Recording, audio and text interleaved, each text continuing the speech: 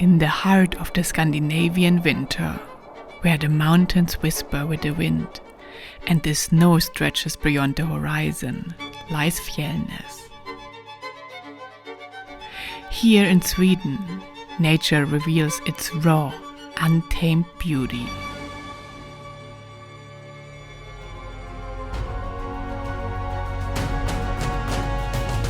From the ski slopes of Tänndalen to the vast highlands of Flatruet, every path invites adventure. Skiing through sparkling forests, gliding across frozen plains by motorsledge. This is a journey into the wild spirit of the north, where winter is a world of its own.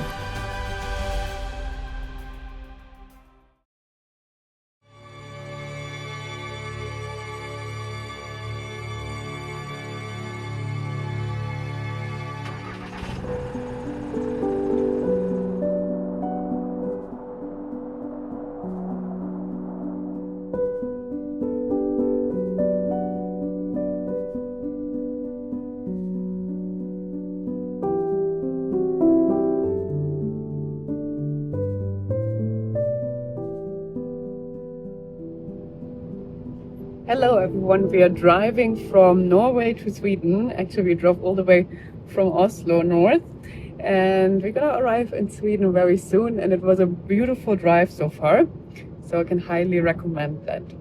The first stop of our journey is Røros, a small mountain town in central Norway, nestled high on a plateau near the Swedish border. From Oslo, it's a 6-hour drive through valleys and forests, climbing steadily towards the mountains. Or, for those who prefer the skies, a short flight will carry you here in just under an hour. However you arrive, Røros is the gateway to the northern adventure that awaits.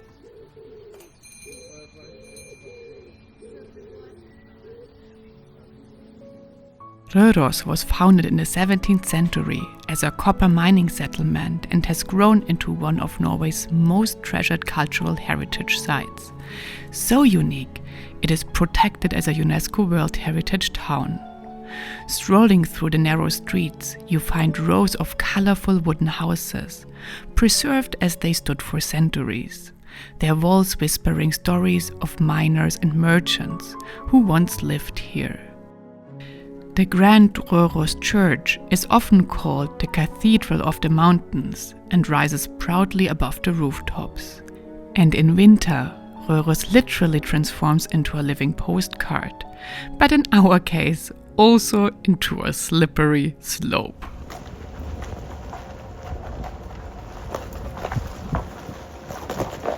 I tell you guys, it's so icy. I don't know if you can see it, but that's the road and it's just pure ice. You're like sliding, like, look at this. I think I have never walked on as icy roads as here. It's just crazy because of this rain. Unbelievable. I can highly recommend not to miss out on the Røros streets, even though there are some information that can make you doubt your decision. So we just bought this little thing here in Røros. It's very good. But I was told that the yellow thing here in the middle, which you don't see so much no more because we ate it, is translated called grandma's carving. How disgusting is that? Our final destination, and where we would stay for 1 week, was not far from Røros, but still a country away, as we were crossing the border from Norway into Sweden.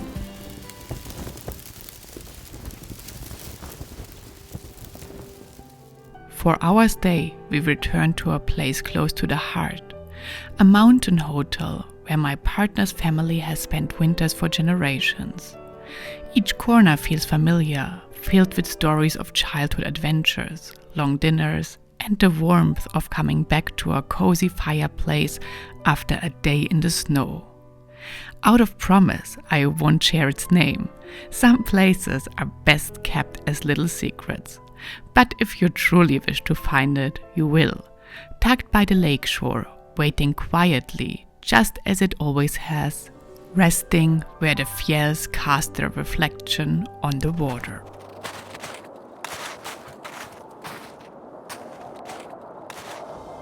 Just beyond the hotel lies a vast mountain lake, Lake Malmagen.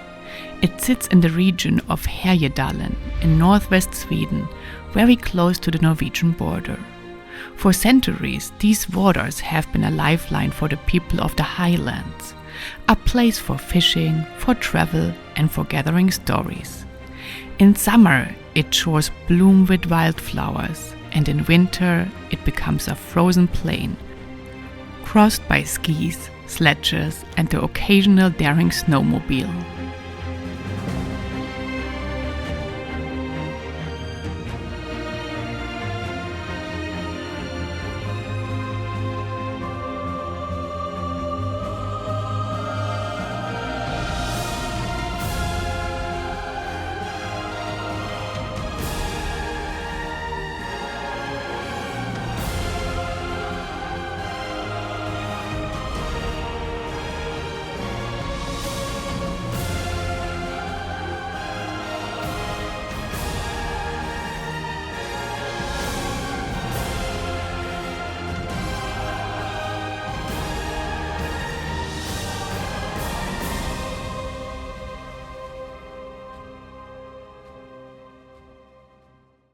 Good morning, everyone. So this is going to be the first day of skiing and the first days of adventures here in Sweden.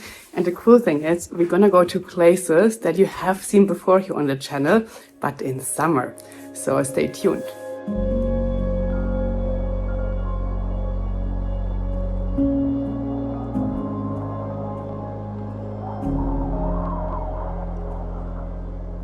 So guys, story of this trip. It was my first time in my whole life that I went skiing somewhere where I had to fly with an airplane and therefore not go with a car. And so we bought extra bag for our skis so we could transport them in an airplane. And as soon as we arrived here, we found out that our skis got lost in Oslo. And what magic happened. And 2 days later, they are now here in Sweden. Where we are, and look, now I'm going to find them, and there they are. Can you believe this? They made all the way here to the north. And off we were to the skiing area of Tänndalen.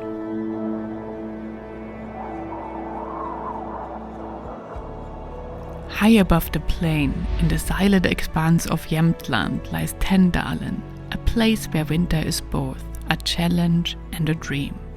Loved by skiers since 1932, Tänndalen was among the earliest places in Sweden to embrace alpine skiing.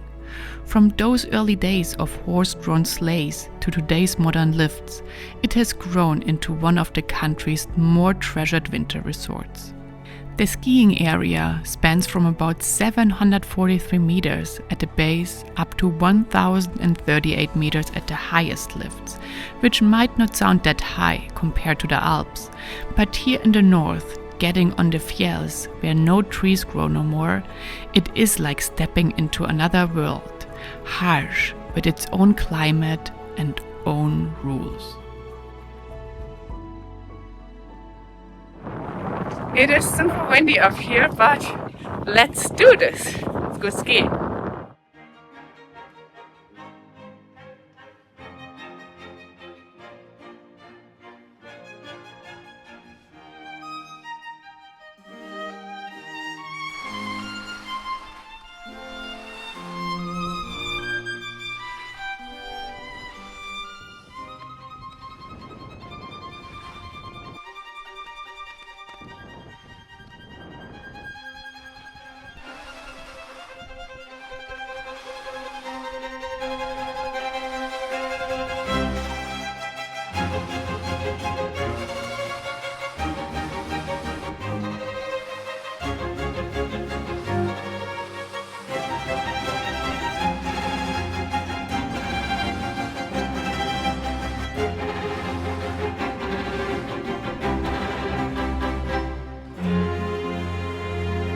it's a little bit funny, even though you might think, oh, it's not the best skiing areas in the world here.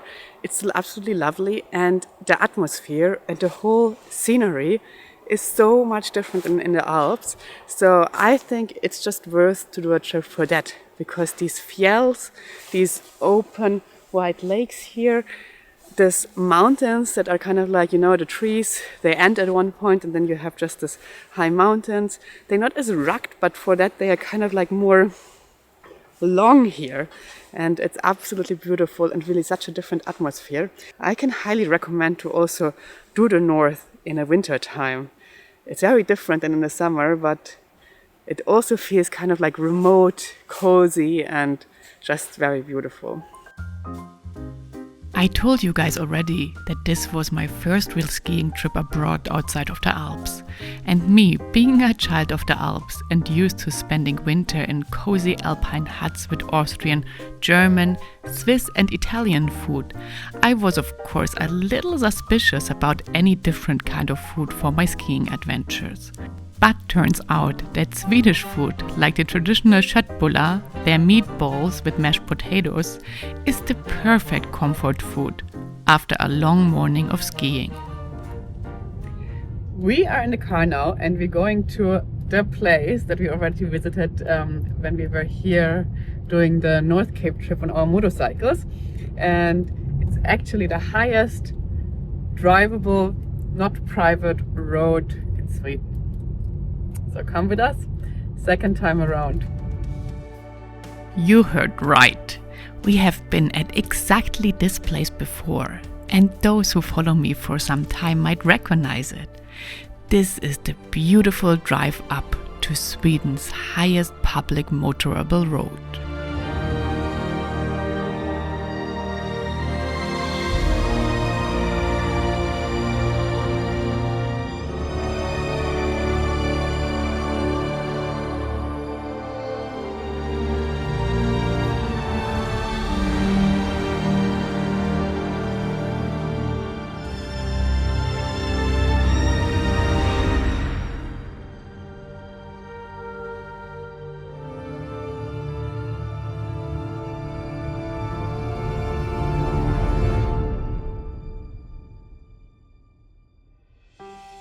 From the valleys, the road climbs steadily upward until suddenly the trees fall away and you find yourself on Flatruet.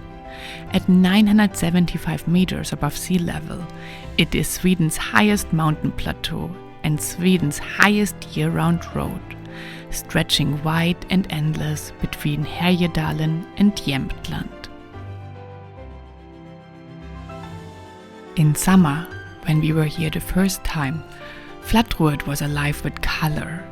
Mosses and heather painting the ground, reindeer grazing across the horizon, streams winding gently under the open sky.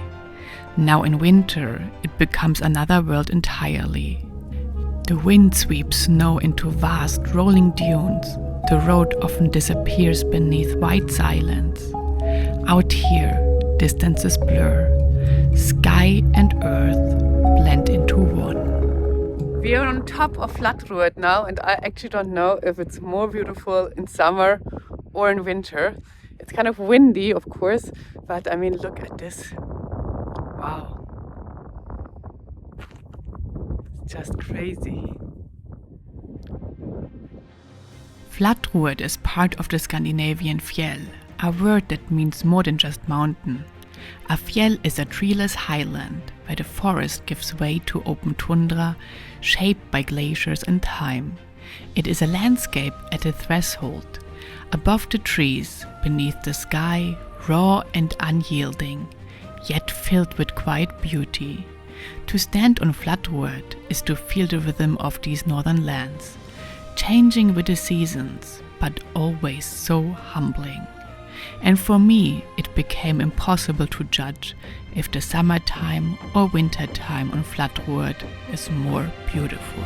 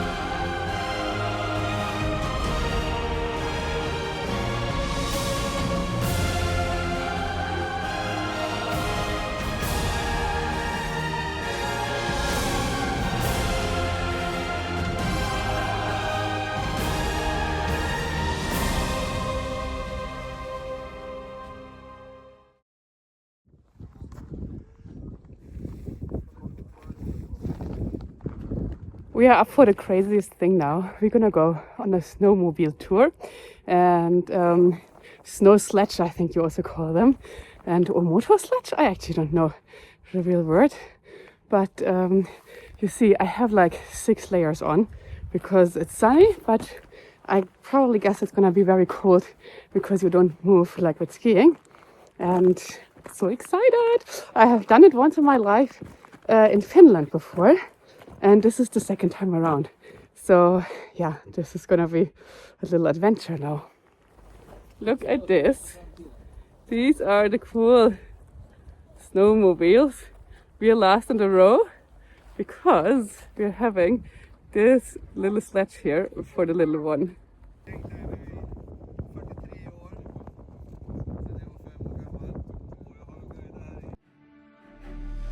From the edge of the skiing area of Tänndalen, we set out into the white. Riding a motorsledge here isn't about speed, it's about freedom. The feeling of gliding over frozen lakes and rolling plateaus, surrounded only by wind and sky. The Fjells stretch in every direction, their shapes softened by the snow, their silence broken only by the rhythm of the engines and the whisper of the cold air. And when the engine stopped, out here even the smallest sound carries far. The creak of ice, the noise of your feet touching the snow, and your own breath warming up the crisp and clear winter air. Isn't this beautiful?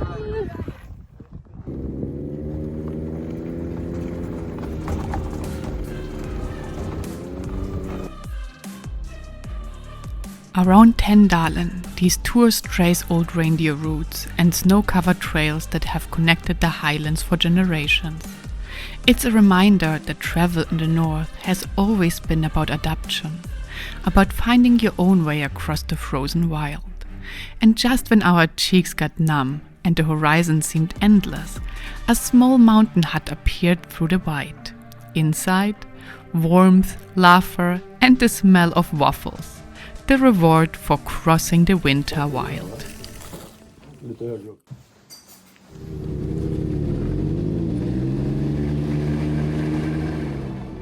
For our way back, the sun started to dip low and the sky turned into a spectacle. The engines quieted, and for a moment the Fjells stood completely still. And then we challenged our motorsledges and went from 0 to 180 kilometers per hour within a few seconds.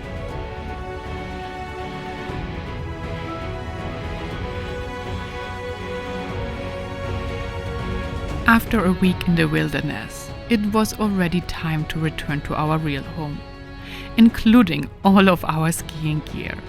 It felt like we came back from a different world when we reached civilization again, and somehow a great feeling of accomplishment accompanied us for the next days.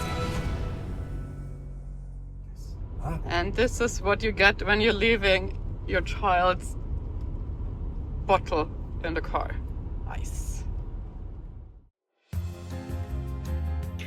Guys, I wish all of you a Merry Christmas and of course a Happy New Year. And I'm looking so forward to show you more travel and motorcycle content in the next year. There are super exciting destinations coming up and I hope you stay tuned for some big releases. See you next year when it's time to got to go.